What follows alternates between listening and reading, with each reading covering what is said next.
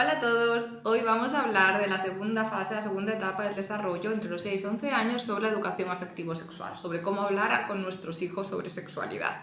Tenemos otro vídeo en el perfil sobre la primera etapa de los 0 a los 5 años por si os ayuda.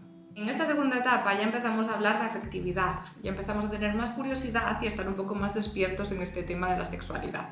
Cuando empezamos a hablar con los niños sobre este tema, sobre todo en esta etapa de los 6, 7, 8, que todavía son chiquitines, es muy importante saber qué información tienen. Muchas veces tienen más de la que pensamos, entonces sí que es importante preguntarles directamente qué saben, qué no saben, hasta dónde han llegado, un poco todas estas cosas que nos abren un poco el camino de por dónde podemos llegar. Es súper importante que tengamos en cuenta que vamos a crear precedentes, es decir, si ahora conseguimos una comunicación fluida sobre este tema, cuando llegue la adolescencia esa comunicación va a estar construida. Si ellos ven que cuando nos hacen una pregunta, hablamos de un tema, nos ponemos nerviosos o empezamos con el tú no vas a tener novio hasta los 18 o que no me entere yo que estás con no sé quién hasta tal, si eso sucede, no voy a ir a contártelo. Entonces necesitamos que vean una persona de confianza en ti.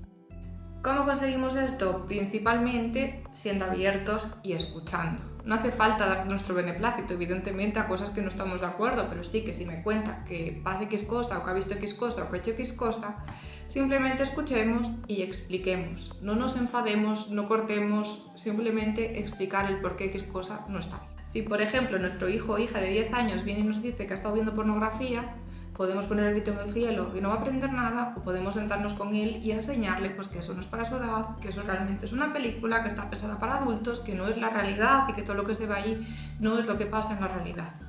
Nos está dando realmente una oportunidad maravillosa para explicarle, en vez de una oportunidad para enfadarnos, reñirlos y castigarle. En esta edad, sobre todo ya hacia el final, hacia los 10-11 años, es cuando empezamos ya a tener un interés mucho mayor en todo este tema. La curiosidad se despierta en nosotros y es algo inherente, es algo que no podemos evitar. Por eso es súper importante el recordarles y remarcarles siempre el tema de los límites, del control del cuerpo, del decir no, de qué zonas se tocan, qué zonas no se tocan, qué zonas toco a otras personas y qué zonas no toco. Todas estas cosas son súper importantes. Si yo tengo claro mis límites para mí y hacia los demás, nos vamos a evitar muchas situaciones desagradables que van a marcar a estos niños a lo largo de toda su vida. Como os decía, la sexualidad aquí da un poco la vuelta. Al final de esta etapa ya dejamos de simplemente experimentar y simplemente sentir, sino ya a tener una curiosidad real y a buscar el placer. Entonces ya las conductas sexuales empiezan a ser más abiertas y ya en búsqueda de otras intenciones. Por eso es vital la comunicación, hablarlo muchísimo, estar abiertos, estar pendientes y aprovechar cualquier pequeña ocasión. Una película, una prima que se quede embarazada, un comentario, que dieron una charla en el cole, cuéntame qué te han contado. Y ahí estar constantemente reforzando, dando información y comunicándonos sobre este tema. Y una cosa súper importante y vital en todo esto es la vergüenza. Al final somos nosotros los adultos los que muchas veces nos da vergüenza ir a hablar con nuestros hijos e hijas sobre este tema.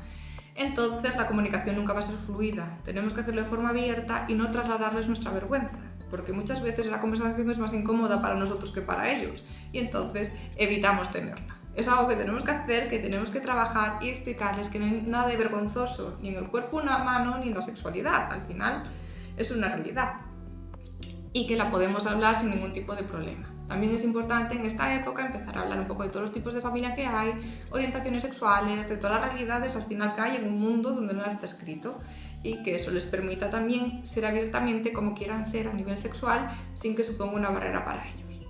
Esperamos haberos ayudado un poquito con toda esta información. Si tenéis alguna duda ya sabéis que nos podéis preguntar y pronto tendremos el tercer vídeo sobre este tema que incluye toda la adolescencia. Hasta la próxima.